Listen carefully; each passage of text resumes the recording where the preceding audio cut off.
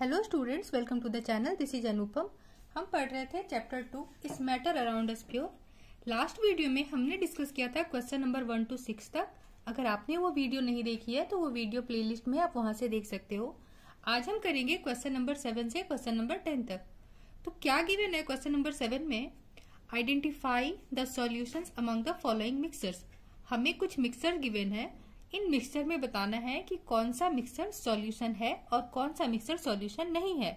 तो हमें एक चीज मालूम है कि सॉल्यूशन किस मिक्सचर को कहते हैं। अगर कोई मिक्सचर होमोजीनियस है तो उसे क्या कहते हैं? सॉल्यूशन। वही अगर कोई हेट्रोजीनियस मिक्सचर है तो वो या तो कोलाइड्स होते हैं या फिर सस्पेंशन होते हैं। ठीक है, तो बेसिकली हमें क्या करना है, हमें यहाँ होमोजीनियस सॉल्यूशन फाइंड आउट करना है। ठीक है, अब फर्स्ट में क्या गिवन है? सॉइल। क्या सॉइल एक होमोजीनियस मिक्सचर है? नहीं है। क्यों? क्योंकि सॉइल के पार्टिकल काफी बड़े होते हैं, हमें इसमें क्लियर बाउंड्री दिखती है, इसलिए सॉइल क्या है? एक हेट्रोजीनियस मिक्सचर है। तो चूंकि सॉइल हेट्रोजीनियस मिक्सचर है इसलिए सॉइल सॉल्यूशन नहीं है। ठीक है, नेक्स्ट क्या गिवन है? सी वाटर। सी वाटर में क्या होता है? सी वाटर में वाटर प्लस सॉल्ट होते हैं और ये एक दूसरे से यूनिफॉर्म मिक्स होते हैं, है ना। यूनिफॉर्म डिस्ट्रीब्यूशन होता है सॉल्ट का वाटर में। यहाँ पे हमें कोई क्लियर बाउंड्री नहीं दिखती है, इसलिए ये कैसा सॉल्यूशन है? होमोजीनियस है ना। ये कैसा मिक्सचर है? होमोजीनियस मिक्सचर है। और चूंकि ये एक होमोजीनियस मिक्सचर है इसलिए ये क्या है? एक सॉल्यूशन है। ठीक है, नेक्स्ट में क्या गिवन है? एयर। अब क्या एयर हेट्रोजीनियस मिक्सचर है या फिर वो होमोजीनियस मिक्सचर है? तो एयर में बहुत सारी गैसेस होती हैं और वो सारी गैस एक दूसरे के साथ कैसे मिक्स होते हैं? तो होमोजीनियसली मिक्स होते हैं, मतलब एक दूसरे के साथ इवनली डिस्ट्रीब्यूटेड होते हैं, है ना। किसी भी एक पार्ट में अगर कोई गैस हम देखें तो ऐसा कभी नहीं होगा कि हाँ यहाँ एक पार्ट में ऑक्सीजन ज्यादा है तो यहाँ नाइट्रोजन ज्यादा है, यहाँ कार्बन डाइऑक्साइड ज्यादा है, ऐसा तो नहीं होता है। तो एयर कैसा सॉल्यूशन है, कैसा मिक्सचर है? तो एयर एक होमोजीनियस मिक्सचर है और चूंकि एयर एक होमोजीनियस मिक्सचर है इसलिए एयर क्या है? सॉल्यूशन। ठीक है, नेक्स्ट क्या है? कोल। अब कोल किससे मिलके बनता है? कोल में बहुत सारे ऑर्गेनिक कंपाउंड्स होते हैं, मिनरल्स होते हैं, कार्बन, हाइड्रोजन, ऑक्सीजन, बहुत सारी चीजें होती हैं, लेकिन वो सारी चीजें एक दूसरे के साथ इवनली डिस्ट्रीब्यूटेड नहीं होते हैं, है ना। कहीं पे किसी का कंसंट्रेशन ज्यादा, कहीं पे किसी का कंसंट्रेशन कम, ऐसा होता है। इसलिए कोल क्या है? कोल एक हेट्रोजीनियस मिक्सचर है और चूंकि कोल एक हेट्रोजीनियस मिक्सचर है इसीलिए ये सॉल्यूशन तो नहीं होगा। ये कोलाइड्स हो सकता है, ये सस्पेंशन हो सकता है, पर ये सॉल्यूशन नहीं होगा। ठीक है, नेक्स्ट क्या गिवन है? Soda water. अब सोडा वाटर क्या होता है? सोडा वाटर में कार्बन डाइऑक्साइड को मिक्स करके बनाया जाता है।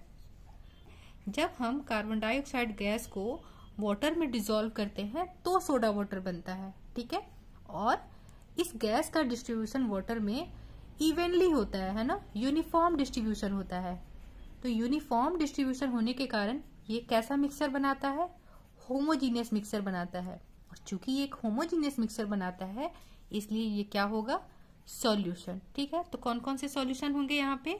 सी water, air and soda water. चलिए देखते हैं नेक्स्ट क्वेश्चन। नेक्स्ट क्वेश्चन में क्या गिवन है? Which of the following will show Tyndall effect. अब हमें मालूम है टिंडल इफेक्ट कौन शो करता है, इधर वो कोलॉइड हो या फिर वो सस्पेंशन हो। ठीक है, यही दोनों मिक्सचर टिंडल इफेक्ट शो करते हैं, लेकिन जो होमोजीनियस मिक्सचर है सॉल्यूशन वो टिंडल इफेक्ट शो नहीं करता है। तो यहाँ पे हमें क्या फाइंड आउट करना है? इन मिक्सचर में हमें फाइंड आउट करना है कि कौन सा मिक्सचर कोलाइड्स है या फिर सस्पेंशन है। ठीक है, तो फर्स्ट क्वेश्चन देखते हैं। Salt solution. सॉल्ट सॉल्यूशन क्या होता है? ये पहले ही दिया हुआ है सॉल्यूशन। ये एक होमोजीनियस मिक्सचर है, तो चूंकि ये एक होमोजीनियस मिक्सचर है इसलिए ये टिंडल इफेक्ट शो नहीं करेगा। ठीक है, मिल्क क्या होता है? मिल्क एक कोलॉइड्स है ना।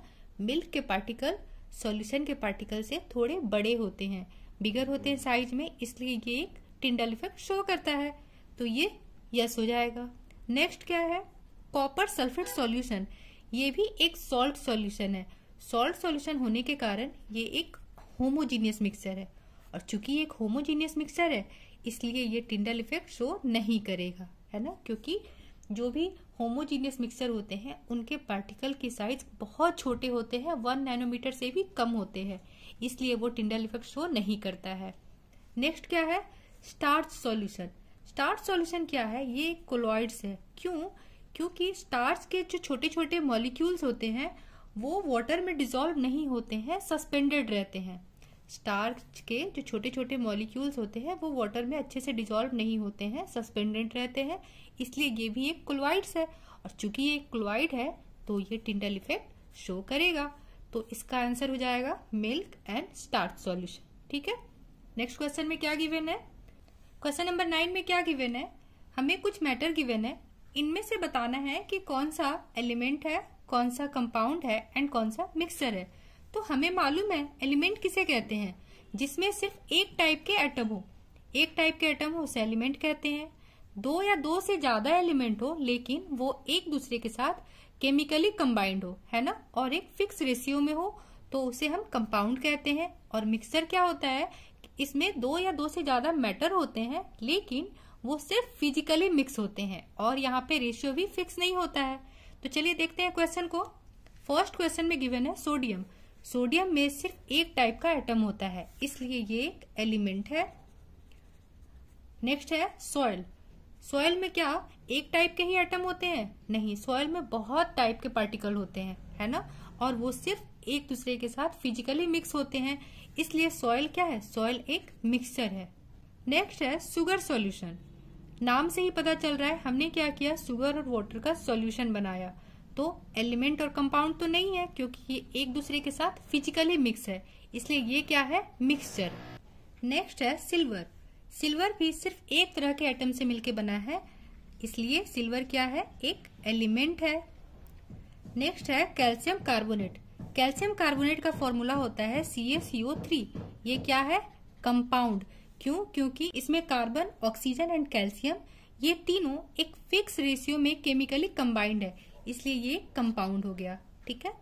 टीन क्या है, ये भी एक एलिमेंट है क्योंकि इसमें एक तरह के ही एटम होते हैं। सिलिकॉन ये भी एलिमेंट है। एंड कोल एक मिक्सचर है, इसमें अलग अलग टाइप के पार्टिकल्स होते हैं, वो भी अलग अलग कॉम्बिनेशन में, ठीक है, और सब फिजिकली मिक्स होते हैं, इसलिए कोल क्या है, कोल एक मिक्सचर है। नेक्स्ट है एयर। एयर क्या है, ये तो पता है, एयर मिक्सचर है।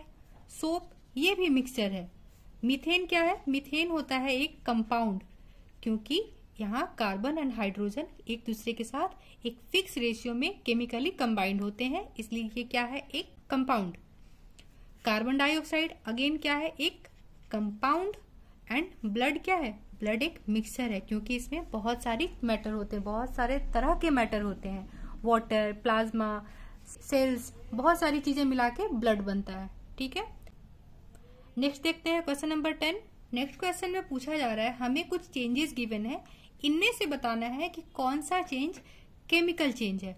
तो केमिकल चेंज का क्या मतलब है, हमने पढ़ा था अगर कोई चेंज इरिवर्सिबल है, मतलब उसे हम रिवर्स नहीं कर सकते, उसके ओरिजिनल फॉर्म में नहीं ला सकते, तो उसे केमिकल चेंज कहते हैं। लेकिन अगर कोई चेंज हम रिवर्स कर सकते हैं, जैसे जब आप आइस को वाटर में कन्वर्ट करते हो तो वाटर से हम वापस आइस बना सकते हैं, तो ये फिजिकल चेंज होता है। लेकिन वही जब हम किसी चेंज को वापस नहीं कर सकते हैं, जैसे जब आप पेपर को बर्न करोगे, पेपर को जलाया, इससे क्या बना, राख बन गई, अब इससे हम वापस पेपर नहीं बना सकते हैं, तो ये कैसा एक चेंज होगा, केमिकल चेंज होगा, इसमें एक नया सब्सटेंस बनता है। ठीक है, तो चलिए देखते हैं। फर्स्ट में गिवन है ग्रोथ ऑफ अ प्लांट। तो क्या जब एक प्लांट ग्रो कर जाता है तो आप उसको वापस सीड के फॉर्म में ला सकते हो, नहीं ला सकते हो। तो चूंकि हम इसको रिवर्स नहीं कर सकते हैं, इसलिए ये कैसा चेंज होगा, ये एक केमिकल चेंज हो जाएगा। ठीक है। नेक्स्ट है rusting of iron. Rusting of iron में भी एक नया सब्सटेंस बनता है। आयरन पहले क्या होता है, Fe, और जब रस्ट हो जाता है तो वो फेरस ऑक्साइड बना देता है इनटू सम H2O। तो ये क्या हो गया, ये भी एक केमिकल चेंज हो गया, क्योंकि हम वापस रस्ट से आयरन नहीं बना सकते हैं। ठीक है। नेक्स्ट में क्या गिवन है, mixing of iron flings and sand, मतलब आयरन के छोटे छोटे पार्टिकल को जब आप सैंड से मिक्स कर दे रहे हो तो इसको तो हम किसी भी मेथड से वापस ओरिजिनल फॉर्म में ला सकते हैं ना। ये यहाँ पे क्या हो रहा है, क्या कोई नया सब्सटेंस बन रहा है? यहाँ कोई नया सब्सटेंस नहीं बन रहा है, हमने इन दोनों को सिर्फ फिजिकली एक दूसरे के साथ मिक्स किया। तो ये क्या है, ये एक फिजिकल चेंज है। ठीक है, नेक्स्ट क्या है, cooking of food. Cooking of food क्या होगा, जैसे आप रॉ वेजिटेबल लाए, उसको आपने कुक किया, सब्जी बनाई। अब उस सब्जी से क्या हम वापस रॉ वेजिटेबल बना सकते हैं? नहीं बना सकते हैं, मतलब हमें एक नया सब्सटेंस मिला यहाँ पे और उसे हम रिवर्स नहीं कर सकते हैं। तो ये भी क्या हो गया, एक केमिकल चेंज। हमें सिंपली इतना ध्यान रखना है कि एक तो नया सब्सटेंस बने और दूसरा हम उसे ओरिजिनल फॉर्म में नहीं ला पा रहे हैं, तो वो एक केमिकल चेंज हो जाएगा। ठीक है, नेक्स्ट क्या गिवन है, डाइजेशन ऑफ फूड। जब फूड डाइजेस्ट हो जाता है तो क्या हम डाइजेस्टेड फूड से वापस फूड बना सकते हैं? नहीं बना सकते हैं। फूड डाइजेस्ट हो गया मतलब उसने नया सब्सटेंस बनाया, मिनरल्स, न्यूट्रिएंट्स वो सारे उससे अलग हो गए, यानी कि डाइजेशन ऑफ फूड भी क्या हो रहा है, एक केमिकल चेंज है। ठीक है, फ्रीजिंग ऑफ वाटर।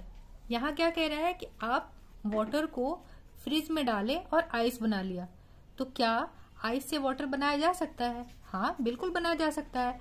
तो हमने क्या किया, इसको रिवर्स किया, रिवर्स हो सकता है। सेकंड, वाटर क्या था, H2O, आइस बन के भी ये क्या है, H2O।